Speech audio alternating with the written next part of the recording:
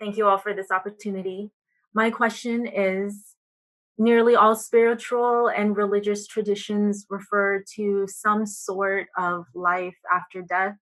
The idea of living on after dying seems to me like an idea that egoic structures would come up with in order to support or enhance the ego. Some sort of life after death might still be true, but it seems to me that the idea could instead possibly be one big narrative lie created and propagated across human civilization by the ego. Our embodied consciousness can be realized while we are alive, but upon death might actually become completely non existent. Can you please speak to this? Right, a very profound question. The ultimate answers. Um, Reincarnation, of course, there are many traditions uh, that speak of reincarnation, and it's always good to just, whenever you are asked a question, speak from your own experience or realization. And this is what I am also going to do mostly. The first thing to discover experientially is, as I've said before, it sounds a little strange, um, is that you are essentially invisible. You not only what I can see of you is the body, and sometimes I may be able to see certain things in your mental emotional field. I can hear words that you speak or your facial expressions. I'm talking to everybody, not just to Tina, but I can see facial expressions that kind of give me a hint of what you're feeling or thinking.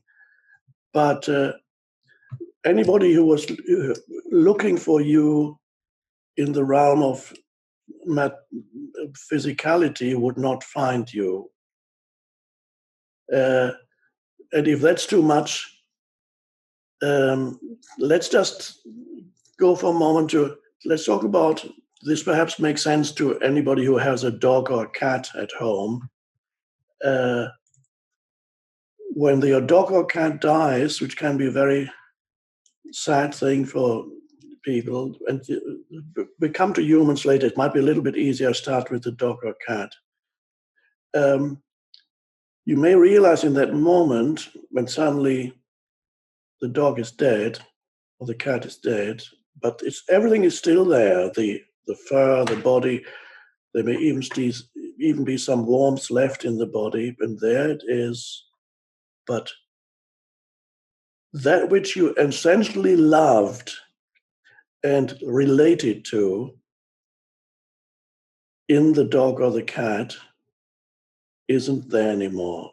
So you can still, the touch is still the same, but something essentially is gone, and that was always invisible.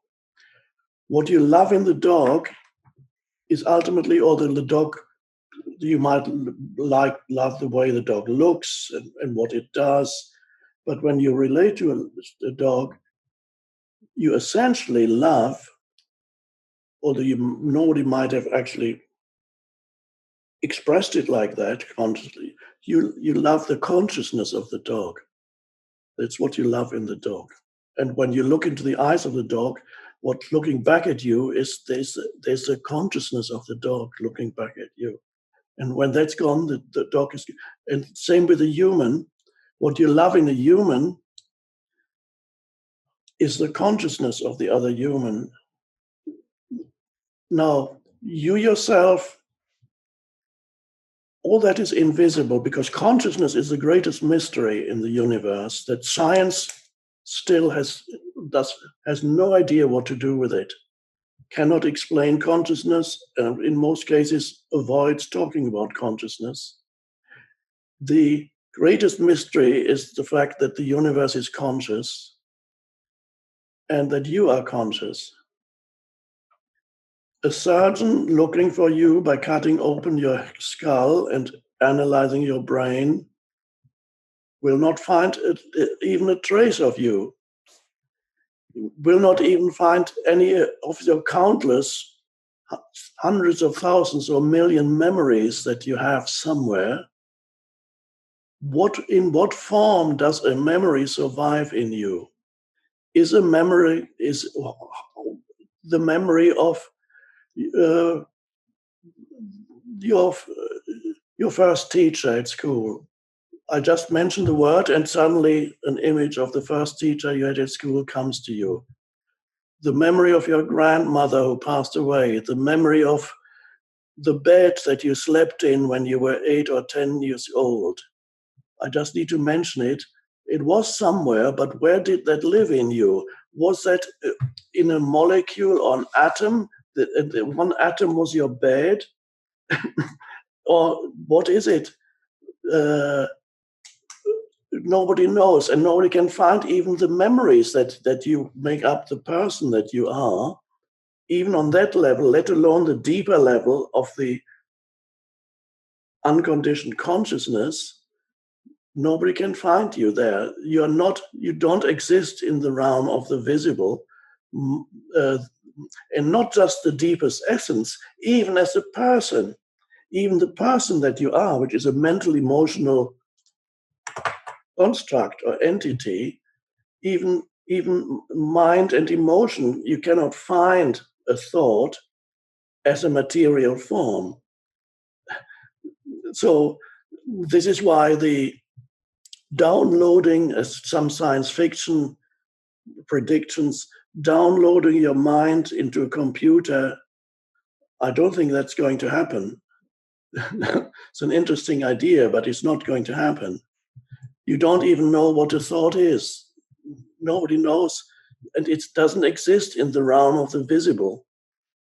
So you are essentially invisible. Now that you can sense that you are essentially invisible, the moment there's a cessation in the stream of thinking, and all that remains is, even though the thought is already invisible, but if you go a little deeper, there's the consciousness, and you cannot see it, taste it, touch it. Now the important question that arises: is this consciousness a product of the physical brain? Is it produced by the physical brain? Is it possible that the physicality of the brain, which is on one level chemistry, on a deeper level atoms and molecules, so on the chemical level, the chemical soup that makes up the brain, can the physicality produce something non-physical that is consciousness? Or is the entire consciousness an illusion, as some scientists say? It's an illusion that the chemical soup is having. Who knows that? Who is the one that knows that the chemical soup is having an illusion? It's getting very complex now. Is consciousness an epiphenomenon? That's a fancy word for byproduct. Is consciousness an epiphenomenon of the brain, the physical brain? Or undoubtedly, there's a connection between the physical brain, physicality, and consciousness, because you can knock somebody out, or somebody could give me a substance that makes me unconscious, or I could fall suddenly on my head and stop talking. Is that proof that consciousness is produced by the brain? Would it be proof if I smash the TV, that whatever you have been watching, or let's say the radio, but I don't know if people still have radios, if I I smashed the radio, which had been playing the Beethoven's Ninth Symphony, and suddenly Beethoven's Ninth Symphony disappears. And then I say, this is proof that the radio produces the music.